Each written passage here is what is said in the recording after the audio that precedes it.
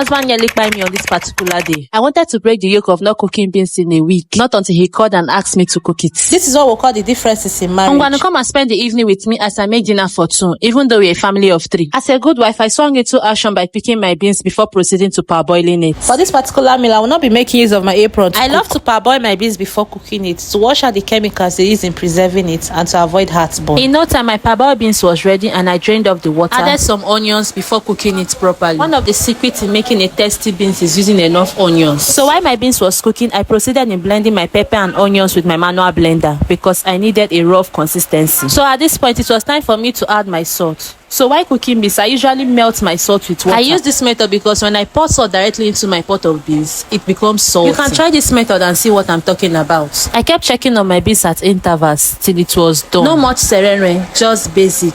I went ahead to add my blended pepper and onions. Be generous with your red oil whenever you're cooking beans. Like they say, beauty is in the eyes of the beholder. I the first chop before mouth go chop. I added my Maggi, adjusted with water, and made sure that everything was perfect. If you've been watching this video to this point, thanks a lot and I love you. Added more onions for that extra flavor. Turned my gas off and dished the food into the plate. My husband was home already. The plan was to eat before eating, but he insisted on eating after eating. He loves eating wet beans, so that's why I allowed the water to dry off completely. And trust me to deliver my polling units now. This food came out nice. Bye.